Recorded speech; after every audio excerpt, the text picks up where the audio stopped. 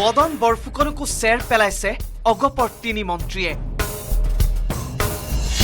RSS বিজেপিয়ে পাতিছে অগপৰ ধ্বংসযজ্ঞ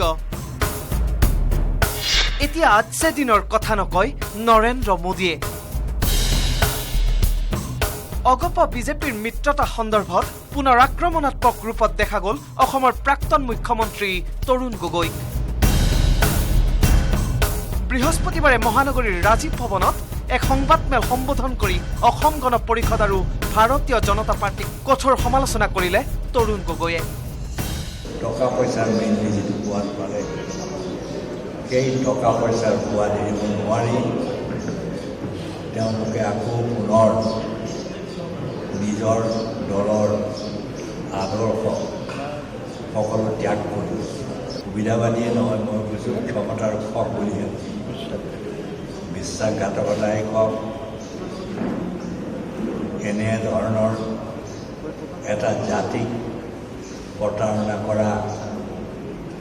এইটোৱে বোধহয় প্ৰথম উদাহৰণ আমি বদনৰ কথা কয় তেওঁলোকেতো বদনকো চেৰ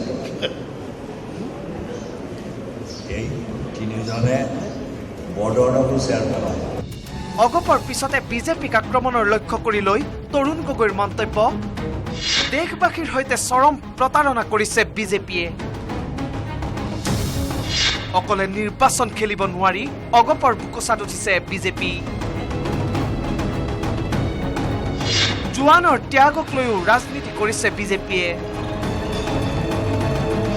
সকলো ক্ষেত্ৰতে এতিয়া বিজেপি আৰম্ভ কৰিছে সিন্ডিকেট ৰাজ গোলাধন আনিম আমি প্ৰত্যেকৰ আমি 15 লাখ টকাকৈ জমা দিম আমি 2 কোটি চাকৰি দিম এতিয়া আচ্ছা দিনৰ কথা নহয় 15 লাখ টকাৰ কথা নহয় সিন্ডিকেট ৰাজ এতিয়া পাৰিলে আমাক লৈ পেলাই সিন্ডিকেট নকৰিলে হৈছে সংবাদমেলত কংগ্ৰেছ আৰু AIUDFৰ মিত্ৰতা সন্দৰ্ভত কোনো আলোচনা হোৱা নাই বুলি মন্তব্য কৰি বদৰুদ্দিন আজমল সন্দৰ্ভত গগৈয়ে ক'লে এতিয়া সাংসদ এজনক হু ইজ বদৰুদ্দিন বুলি নকওঁ তেওঁ হুইজ বুলি নকওঁ কাৰণ তেতিয়া MLA আছিল আজি তেওঁ MP মইতো নাই আজি নকওঁ আজি MP এজনক মই কেনেকৈ তেওঁৰ লগত আজি 10-12জন MLA আছে মই কেনেকৈ ক'ম হুইজ বাট আপোনাৰ হুইজ হ'লেও কেনেকৈ হুইজ এন MP সেইটো মই নকওঁ কিন্তু এইটো কওঁ যে মোৰ ষ্টেণ্ডটো